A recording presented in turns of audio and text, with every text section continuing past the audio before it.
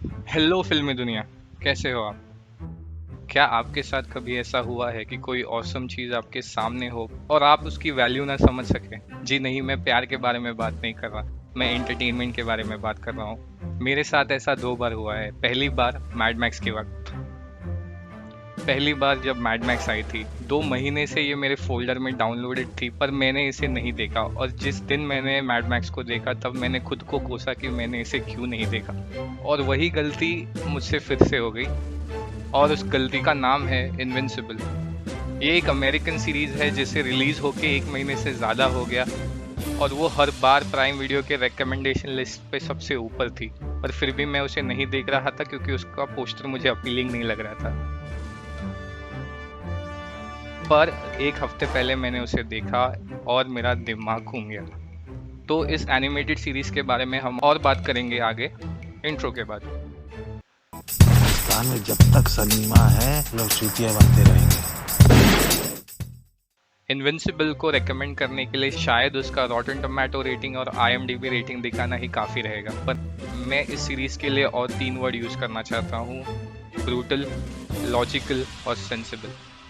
हाँ, तो ब्रूटल इसके लिए क्योंकि इसका वायलेंस, एनिमेटर्स ने ज़रा भी होल्ड बैक नहीं किया है इसका वायलेंस दिखाने के लिए, जो कि ब्लड शेड है। बॉडी 2 हिस्सों में कट रही है, गट्स बाहर आ रहे हैं, रास्तों पे भेजा गिरा हुआ है। तो अगर आप इसी तरह के बोल्ड और ब्रूटल शोज के फैन हैं, तो आपको ये ज़रूर देखना चाहिए। और एनिमेशंस में डिटेल तो काफ़ी ज़्यादा उभर के आती है। और ये जो वर्ड ब्रूटल है वो सिर्फ एक्शन के लिए नहीं है, इमोशंस के लिए भी है। क्योंकि क्लाइमैक्स में मेन विलन की जो इन्होंने आइडियोलॉजी दिखाई है, काफ़ी ज़्यादा ब्रूटल लगती है। ऐसा नहीं है कि ये कंसेप्ट हमने कहीं और देखा नहीं है, पर जिस तरह से इन्होंने दिखाने की कोशिश की है वो काफ़ी ऑन पॉइंट और स्ट्रेट ऑन द फेस है। तो काफ़ी ज़्यादा ब्रूटल राइटिंग। इनविंसिबल की जो राइटिंग है और जो विजुअल है वो काफ़ी लॉजिकल है। क्योंकि अगर एक हीरो कम्युनिटी के साथ हम जी रहे हैं तो उसके काफ़ी सारे ड्रॉबैक भी होंगे।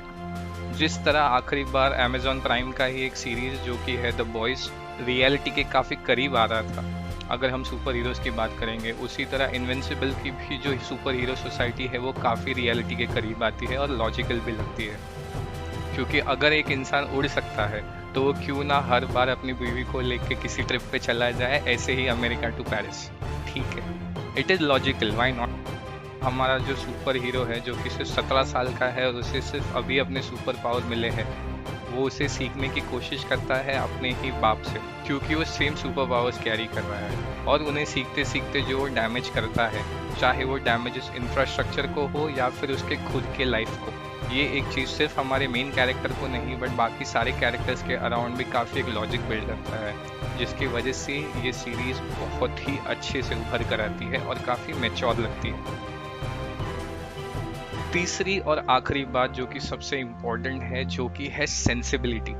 क्योंकि ऐसी बात नहीं होती, नॉर्मली हमने हर सुपर हीरो मूवी में या फिर ज़्यादा से ज़्यादा सुपर हीरो मूवीज में या सीरीज में भी ऐसा देखा है कि भले ही विलन कितना भी स्ट्रांग हो, चाहे वो अपने कितने साल ट्रेनिंग में बिताए हो, अगर हीरो 2 दिन पहले भी अपने सुपर पावर डिस्कवर कर लेता है तो वो हरा देता है विलन को। पता नहीं कैसे। ना ही वो लॉजिकल है ना ही वो सेंसिबल है। पर यहाँ ऐसा नहीं हो रहा। वो जो पावर का डिफरेंस है वो साफ साफ पहले ही एपिसोड से हमें दिखाई देता है। और कोई एक कैरेक्टर कितना भी ओवर पावरिंग हो, वो खुद डैमेज तो लेगा ही लेगा, क्योंकि और लोग भी सुपर हीरोज है, कोई मजाक थोड़ी है। तो इसी तरह जैसे ही ये सीरीज खत्म होने को आती है, ऐसा नहीं है कि पूरी तरह से सिर्फ पावर का ही खेल है, पर दोनों तरफ के कैरेक्टर्स के बीच में एक डिटर्मिनेशन निकल के आती है। पर दोनों तरफ के कैरेक्टर काफ़ी सेंसिबल लगते हैं, चाहे वो इस सीरीज़ का विलन हो जो कि अपने मिशन के लिए काफ़ी डिटरमाइन है, या तो फिर इस सीरीज़ का हीरो हो जो इस प्लैनेट को बचाने के लिए किसी भी हद तक जा सकता है। और ये सारी चीज़ें सेंसिबल लगती है जिस तरह से उन्होंने इस सीरीज़ में दिखाई गई है। तो अगर अभी तक आपको ये कन्विंसिंग नहीं लगता है तो जाओ इंटरनेट पे इसकी रिव्यूज़ देखो, नहीं तो एटलीस्ट पहला एपिसोड इसे पूरा देखो एंड क्रेडिट्स के साथ। और ये मेरी गारंटी है कि आप सारे के सारे एपिसोड देखोगे। तो मुझे तो ये सीरीज़ बहुत ज़्यादा पसंद आई है, और अगर मुझे इनविंसिबल को रेट करना भी पड़ा तो मैं इसे रेट करूँगा 4.5 स्टार्स आउट ऑफ 5। तो फिर से एक बार आप ज़रूर देखिए इस सीरीज़ को, और अगर ये वीडियो पसंद आया हो तो लाइक कर देना, अपने दोस्तों के साथ शेयर कर देना, क्योंकि अगर उन्होंने नहीं देखा तो वो भी एक अच्छा सीरीज़ मिस कर रहे हैं। तो ऐसे ही रिकमेंडेशंस मैं देता रहता हूँ मेरे सोशल मीडिया हैंडल्स पर, जो कि मैंने डिस्क्रिप्शन में दे दिए हैं। और इस चैनल पे अगर आप नए आ गए हो तो प्लीज़ सब्सक्राइब करना और बेल आइकन भी दबा देना। तो इस वीडियो के लिए इतना ही, मिलते हैं अगले वीडियो में। तब तक के लिए फिल्में देखते रहिए और सीरीज़ भी देखते रहिए। जय सिनेमा।